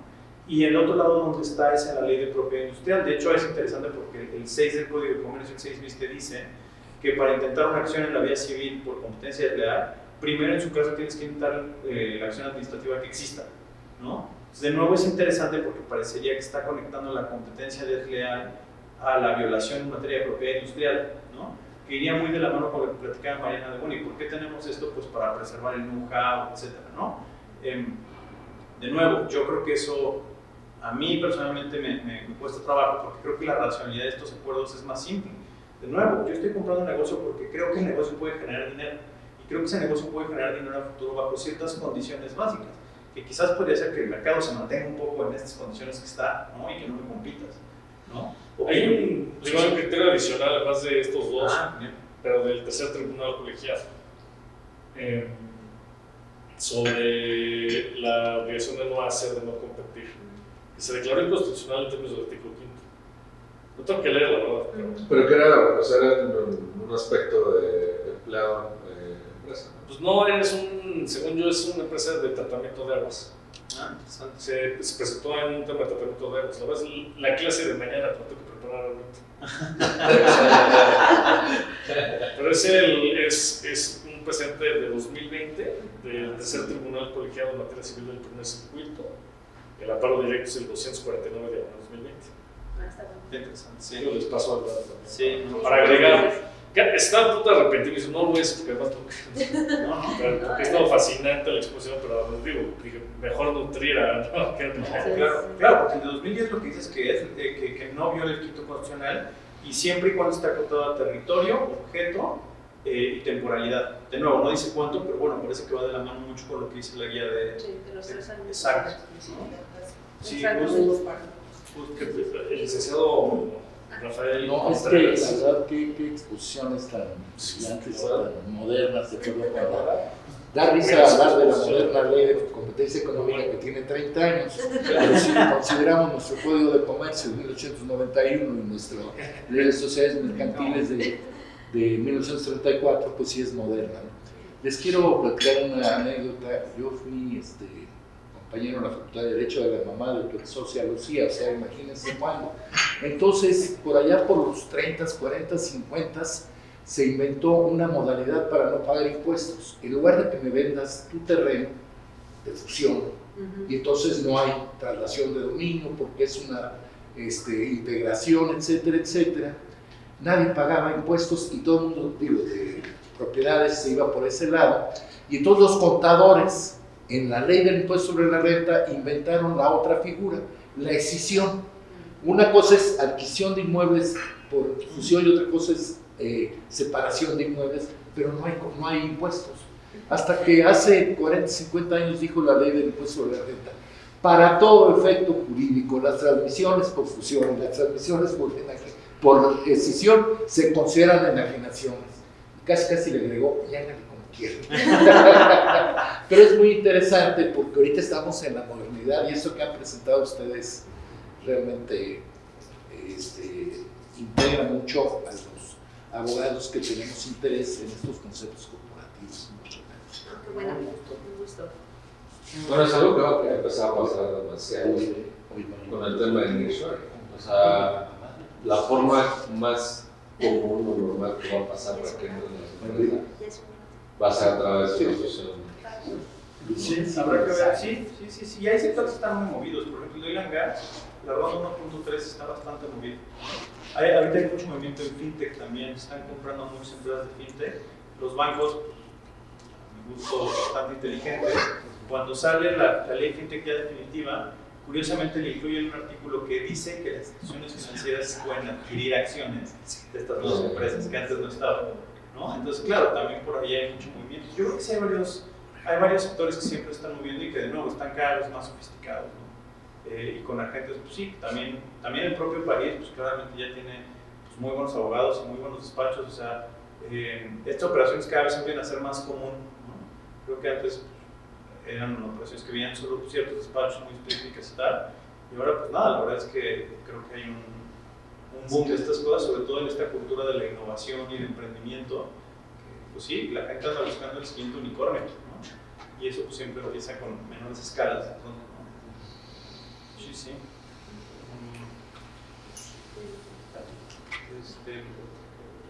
Nos sentamos como rápido o ya. Nada, un poco de nuevo. Está bien, Y ya nos queda muchísimo tiempo. El otro tema que queríamos platicar justo ya un poco de la línea de lo que preguntó el licenciado. Claro, ¿qué pasa si tenemos estas operaciones donde firmo y luego cierro, ¿no? ¿Qué pasa con el negocio en ese inter? Y esto lo conectamos mucho, ahora Mariana seguramente nos platicará mucho más eso, con el tema de control, ¿no? Generalmente en los contratos lo que tienes es una discusión que dice, ok, ya firmamos, ¿no? Entonces ya estamos más o menos de acuerdo en cuánto vale tu negocio y en qué condiciones está. Literal ahí me lo cuidas en lo que nos dan la autorización, ¿no?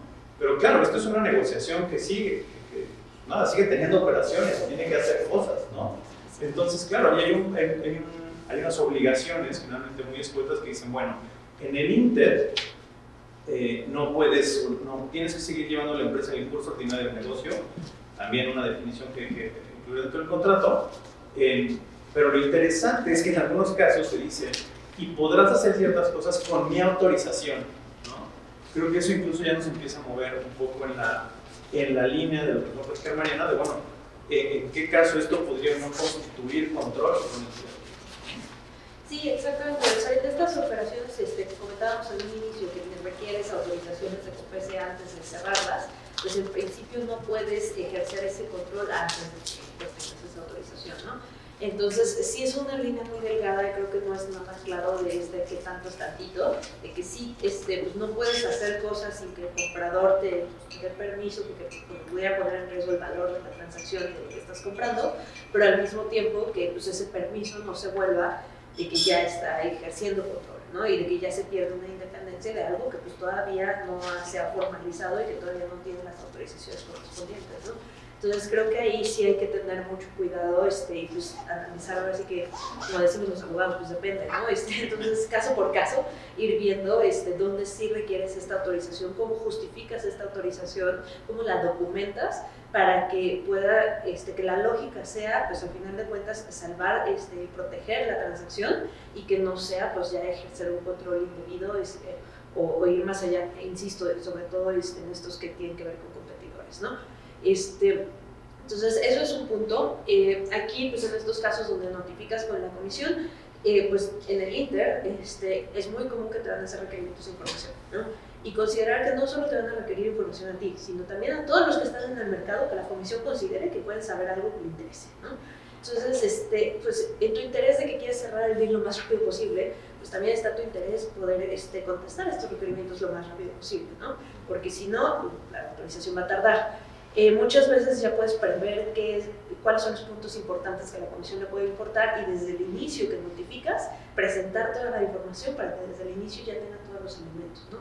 De nuevo es un balance entre que tampoco nos des información de más, que luego detone preguntas innecesarias que te vayan a tardar en hacer el procedimiento, ¿no? Pero tienes que atender a estos requerimientos y es muy importante, obviamente, que la información sea verídica, ¿no?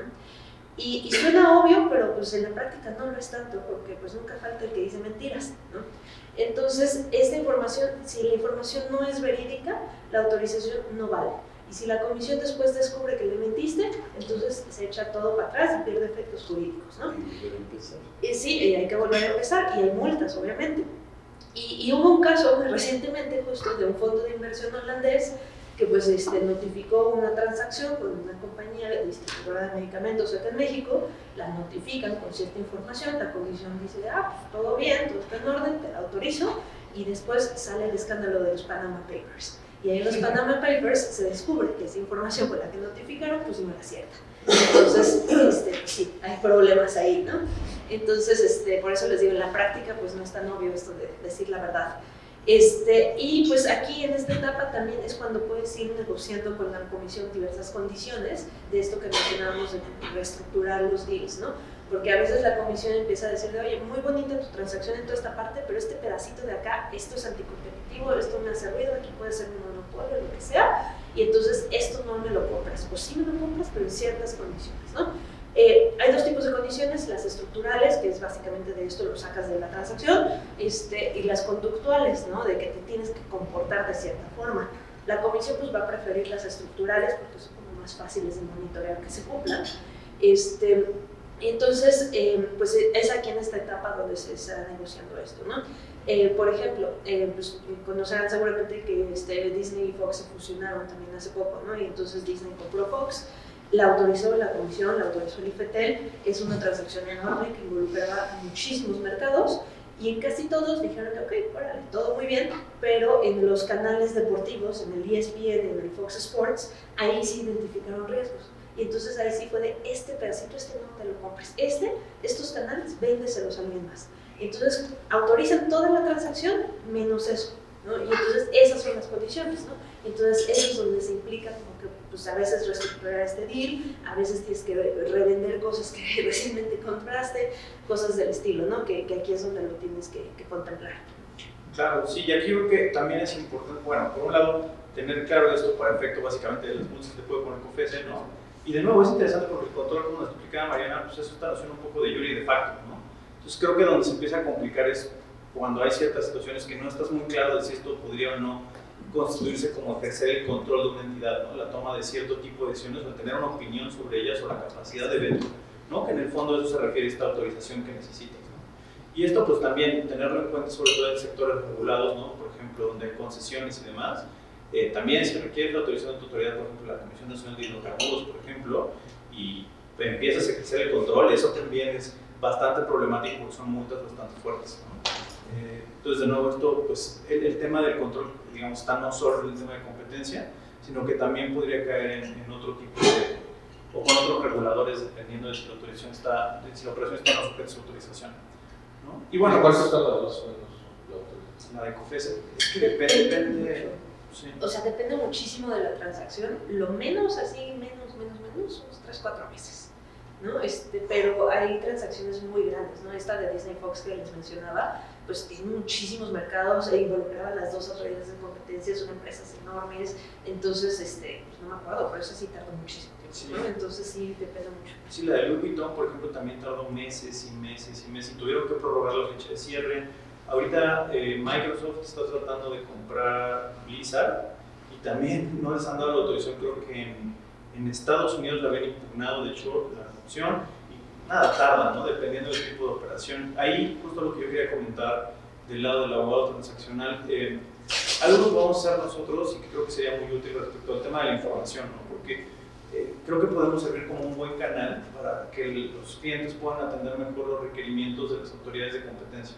Porque muchas veces lo que pasa es que te piden información, la verdad es que tenemos una pulsión grande de nuevo a decir al cliente, por favor, pásame esto, y la verdad es que el cliente a veces te entrega un poco pues, lo que cree que es, lo que no y tal, y entonces tú lo presentas y te empiezan a requerir más. De nuevo, creo que hay un espacio donde como abogados podemos generar mucho valor, que es básicamente meternos ayudarnos a generar esa información en la medida de lo posible, ¿no? A ordenar, a sistematizar y a tratar de presentarla de tal manera que de nuevo podamos encontrar este balance que pone Mariana, ¿no? Entre contestar lo que te preguntan y no estar dando de más y además ser muy puntual.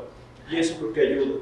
No, y ahí complementando esto, y respondiendo a tu pregunta, los plazos de la ley, el máximo para responder, para emitir la resolución es de 60 días, pero puede ser ampliado por otros 40 en casos complejos, ¿no? Estamos hablando ya de 100 días, es un ratote. Pero ese plazo empieza a correr a partir de que la comisión tiene toda la información que necesita. Entonces, tú notificas hoy y la comisión tiene 10 días para hacerte un requerimiento de la información básica, ¿no? La mínima indispensable para iniciar el trámite. Tienes 10 días para contestar. Si no la tienes en los 10 días, pues puedes pedir ampliaciones. Entonces, ahí se empieza a extender y luego hay otro requerimiento de información que es ya más del detalle, ¿no? No es la básica para arrancar el trámite, sino ya es para conocer más pues el mercado y así, ¿no? Entonces te empiezan a pedir muchos datos de ventas, no solo tuyos, sino de tus competidores, detalles de los productos, un montón de cosas. Y que o sea, que esa información pues también tardas mucho en recopilar, es la más compleja de contestar, y entonces ahí, si no contestaste completo, pues te pueden reiterar el requerimiento, etcétera, pues pedir ampliaciones. Entonces, o sea, estos 60 días, pues sí son 60 días, pero empiezan a correr hasta después de un buen rato, ¿no? Entonces, sí, depende de muchas cuestiones, pero sí es un proceso tardado. Y nada, digamos, un poco ya en el cierre de la operación, pues básicamente, ¿no? Tienes que hacer todos estos actos propios de la transmisión de los activos, pagos sociales, acciones o lo que sea, ¿no? Probablemente tienes que reevaluar tu operación si es que te pusieron condiciones estructurales, ¿no? Y entonces tendrás que dar algunos pasos para atrás, ¿no? Con algo de suerte no, pero bueno, puede pasar. Y pues nada, seguir esta relación un poco en el tiempo, ¿no? Donde vas a monitorear estas cláusulas de ajuste de precios, es decir, este contrato puede que no haya terminado justo en ese momento, ¿no? Sino que hay que todavía hacer algunas cosas viendo hacia adelante, ¿no? Tengo una pregunta, bueno, ¿qué, o sea, en Estados Unidos está dentro del derecho societario de allá, en el ámbito de las fusiones y adquisiciones, está este concepto de, bueno, habías mencionado que no iban a tratar lo de las adquisiciones hostiles, entiendo, pero de todas maneras esto sí tiene que ver, ¿no? O sea, el tema de ¿qué se ha considerado? Bueno, si hay cierta evolución aquí en México en esa materia, en ese aspecto, o sea, el querer conseguir o querer adquirir un negocio, una negocio o una sociedad con la única finalidad de desmembrarla, entonces ya se genera un monopolio, ¿no? O se reduce la competencia. Porque también veo los ejemplos en los cuales, por una parte, el hecho de que se sumen esfuerzos y se sumen recursos, pues puede dar lugar a que en lugar de que sube el precio, pues baje, ¿no? Porque no están más tranquilos los accionistas y los administradores. Me suena bastante lógico. Pero ¿qué tanto hemos tenido en México o qué tanto se ha ya afrontado o tomado en cuenta o desarrollado toda esta noción de, bueno, tú puedes adquirir una negociación, pero si el objetivo o la finalidad es, pues adquiero este negocio con la finalidad de desmembrarlo, entonces ya nada más soy yo. O sea, ¿dónde está la defensa? ¿No? Yo me dedico al litigio, entonces yo quiero saber cómo le hago para detener esta situación. Pues, oye, tú no puedes evitar, tú no puedes comprar esto porque quieres hacer, ¿no? Sí, claro. Que son las clear acquisitions, básicamente. Sí, ¿no? pues sí. Yo sabía que se me llama así. Sí, pues justamente o sea, está este concepto de killer acquisitions, donde la idea de comprar es para que este objeto que estás comprando lo saques del mercado o lo desaparezcas, ¿no? Y es muy común, por ejemplo, en tecnología, ¿no? Hay hasta un capítulo de Los Simpsons del tema, ¿no? Que Microsoft hace. Sí, exactamente, ¿no? Eso, comprar Entonces, para...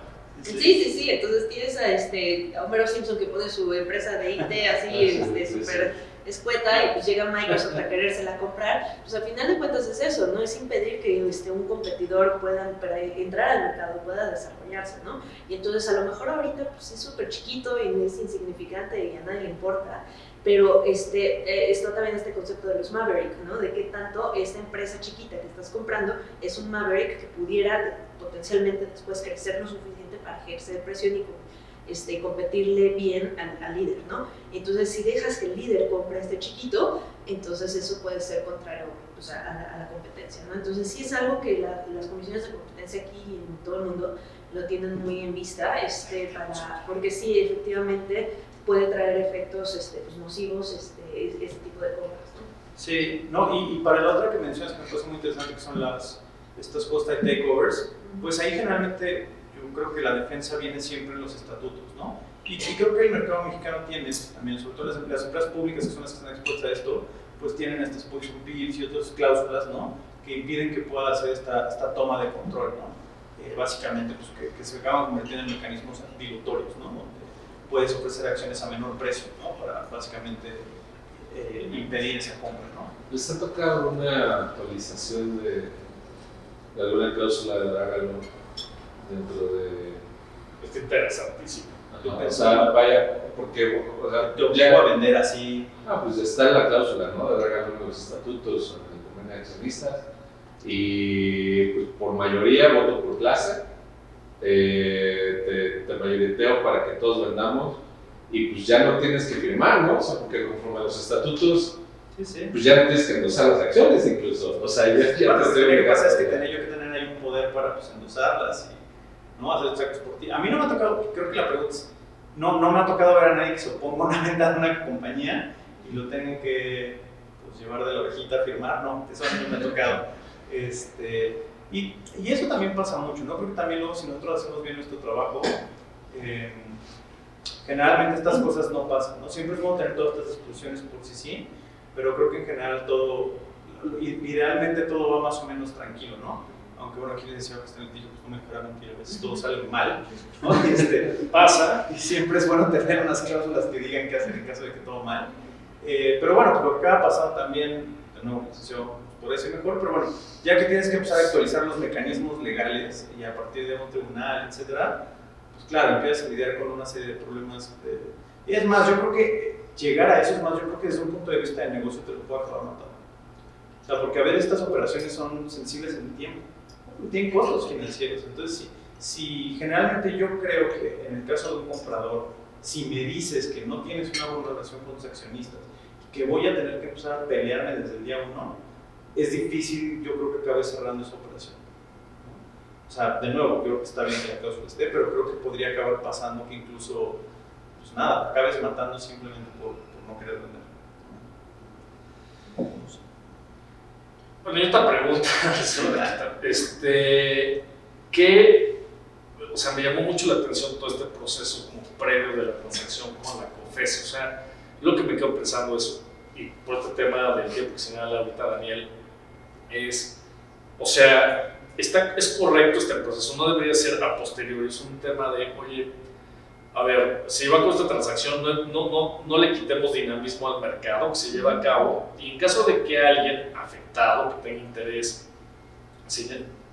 considere que esto es incorrecto, pues ya puede presentar una denuncia ante la COFESE, señalando, oye, pues estoy viendo que pasó esto, esta fusión o esta adquisición, revísala. Entonces ahí sí, con un sistema de sanciones, pero a posteriori a la transacción, porque si no, entonces, pues yo lo que percibo, que no soy experto en competencia económica,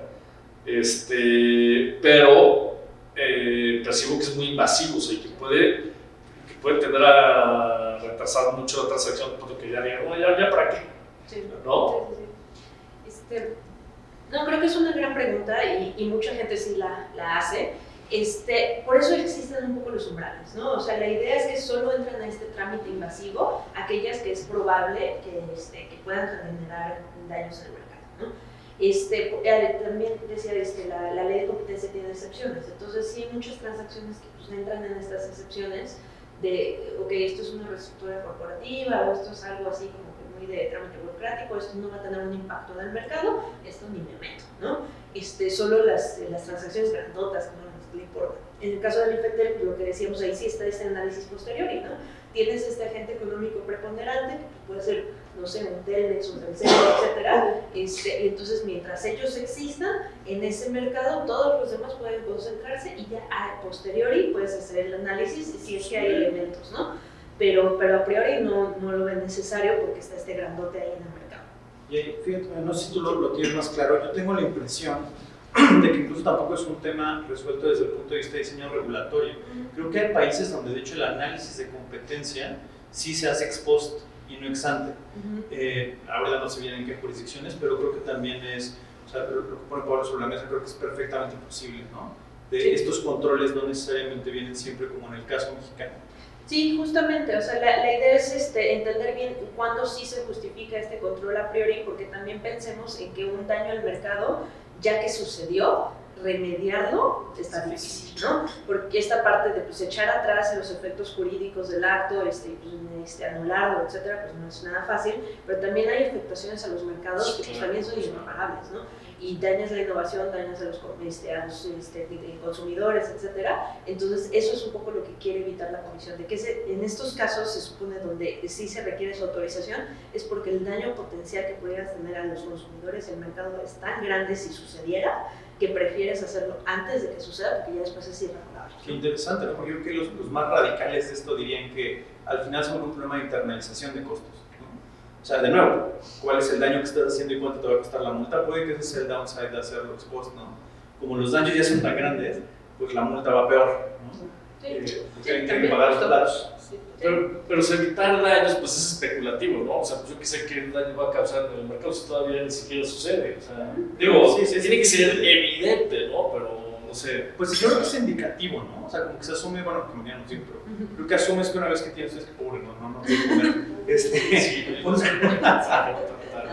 una vez que quieres, pues nada, por eso tienes estos índices de dominancia y demás, ¿no? Porque es presuntivo que una vez que te vuelves de cierto tamaño. Pero es que son dos cosas diferentes, porque la comisión hace dos análisis. Uno, donde ves estos índices de dominancia y todo eso para ver qué tan posible es que haya riesgos, pero eso es ya que notificaste dentro de ese análisis, ¿no? El tema aquí es de qué tan necesario es este proceso de notificar, y hay muchos casos donde sí lo notificas y pues se autoriza y eran sin problemas, ¿no? Entonces creo que sí es válido cuestionar qué tanto sí se justifica esto, y qué tanto a lo mejor para la notificación tendrías que poner criterios previos para ver si pasa o no pasa, y no nada más los que tenemos ahorita del tamaño de la transacción, ¿no? Porque hay muchas transacciones que pues sí pueden ser muy grandotas, pero que el riesgo en el mercado puede ser insignificante, que compraste al que tiene el 1% del mercado y aún así es notificable y se te da coraje, ¿no? Claro. Entonces sí creo que valdría la pena cuestionarlo, me parece, y a lo mejor estoy mintiendo aquí, la verdad no lo tengo muy fresco, pero creo que en Brasil sí consideran otros criterios de como del tamaño de los involucrados y cosas así. O sea, sí hay jurisdicciones donde sí está este criterio de minimis, donde si al que compras es así chiquitito, pues ni te preocupes, ¿no? Que teóricamente nosotros tenemos este procedimiento simplificado, ¿no? Que yo no sé si tú alguien lo haya usado alguna vez en la vida. Sí, no, nunca nadie lo usa porque el riesgo es muy grande y porque al final de todas formas pues termina siendo los mismos, ¿no? Entonces sí, no, es muy poco práctico ese procedimiento, pero sin duda los procesos de notificación son tardados. Y otro punto que quería mencionar sobre el tema del cierre es justo las autorizaciones que da COFECE tienen vigencia. Entonces tienen vigencia de 6 meses.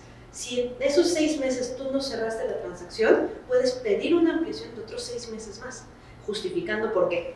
Pero ya después de ese año, ya valió y tienes que empezar el trámite otra vez. Se asume de que porque pues, ya quería cerrar, ¿no?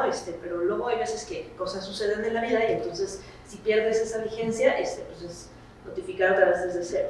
¿Por qué? Porque muchas veces pues, los mercados son dinámicos, ¿no? Y entonces se piensa que pues, en ese año que transcurrió, las condiciones del mercado en el que se autorizó pues, ya cambiaron, ¿no? Entonces hay que volver a hacer ese análisis. Y ya que cerraste la transacción, tienes que ir con la comisión, tienes un plazo de 30 días para avisarle de, oye, fíjate que ya cerré el deal, y acreditarle en qué términos lo cerraste para demostrarle que lo cerraste en los mismos términos que se lo notificaste. Porque si no, si lo cierras de manera diferente, que de un alcance distinto al que le avisaste, también eso pues, incurre en multas, ¿no? Entonces sí tienes que checar de que pues, cerraste de la misma manera. Y esta parte de no cerrar las transacciones sin la autorización de COFECE, sí quiero como que poner este énfasis ahí por el tamaño de las multas, ¿no? Y quería mencionar que las multas no son solo para las empresas involucradas. Hubo un caso por ahí de una transacción de HSBC, Invex, Monex y no sé qué otros bancos por ahí, donde cerraron sin autorización de COFECE, ¿no? La necesitaban, no la obtuvieron, cerraron, y el notario que formalizó todo este trámite lo pone en una multa de 8 millones de pesos, ¿no? ¿Por qué? Porque pues también el notario, que pues él debería, facilitó esto, ¿no? Entonces, sí es algo que hay que tomar con cuidado, ¿no? Ojalá nunca le pase a los asesores legales. En esa nota feliz. Sí. Esperamos que a los abogados transaccionales no les pongan esas multas. Mínimo el notario tiene su patente. Claro, ¿no? sí. O sea, que se... Yo no sabía. Pero bueno, no sé si hay alguna otra pregunta. Yo sí tengo una pregunta. ¿Les ha tocado ver en la práctica cuáles serían los instrumentos que ustedes han visto para que en ciertos due diligence entran competidores que ya saben que no van a comprar, ¿no? Tienen claro que no van a comprar, Claro, pero dicen, sí. oye, pues métete a ver qué información podemos obtener, a ver en cuánto están vendiendo, cuánto es de levita, etcétera, y que eso al final del día, pues a los competidores les sirve, ¿no? Aunque la información esté como disgregada y traten de cumplir con todos estos elementos como para no entrar en temas tan delicados antes de la transacción como tal. O sea, a mí sí me ha tocado ver jugadores que dicen, vamos a entrar como para ver qué, a sabiendas que no les interesa, o sea, ni tienen ni quieren, ¿no? No tengo ustedes. Entonces, ustedes han visto esto y cuáles serían como las herramientas que ustedes dan a sus clientes para evitar, o sea, este tipo de como de mirones, ¿no?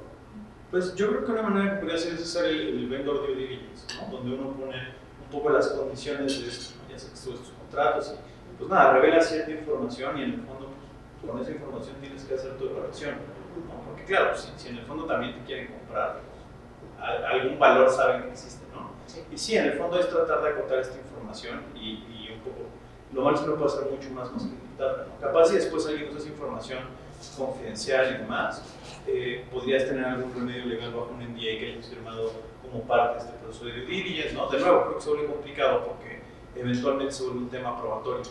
Sí, pues, el licenciado nos dirá que tan fácil es no probar estas cosas. Sí, no te enteras de por qué lo usan, ¿no? O sea, a lo mejor es para una estrategia del mercado que ya les sirvió la información y quien de buena fe la puso en el data room, pues ni supo, ¿no? Sí, correcto. Yo creo que ahí, nada, el problema es que también es un proceso, bueno, es un problema, pero la empresa tiene que estar como muy involucrada en este mundo de diligence para un poco limitar esa información y poner los mínimos para tomar estas. O sea, en el fondo la verdad es que sí entiendo que información como más delicada, pero bueno, teóricamente los financials deberían de dar razón suficiente si quieres o no comprar este negocio, ¿no? Pero sí, recuerdo. Yo creo que es lo que se puede hacer, como controlar ese proceso. Pues sí, al final los datos adquieren un valor. Yo pienso que dentro de ello, en todo caso, tu mejor carta para que ya te pasó es el proceso de propiedad intelectual, ¿no? O sea, temas, ahí sí, para que me iría a un tema de competencia. Por ejemplo, ahí metes en el NDA una actualización de competencia en el caso de que el que te está comprando, ¿no? Utilice la información para sus propios propósitos. Y ahí, al actualizarse esa cláusula, pues estás acreditando la competencia desleal primeramente ante el INPE y luego ya en un proceso de perjuicios. Como todo, o sea, es más fácil decirlo que hacerlo. Claro. O sea, ya después de llevarás años para que pase, pero... Sí, de acuerdo. Sí, yo creo que el NDA es una buena herramienta contractual para eso, ¿no? Dependerá mucho de cómo definamos información confidencial, como siempre que está acotado al objeto de la operación, ¿no? Pero sí, un poco también, si estos datos ya están desagregados y demás, creo que puede ser difícil luego demostrar que esa información se obtuvo de ahí y que además se utilizó para, ¿no? Siempre las pruebas de causa y efecto son pues, muy complicadas, ¿no?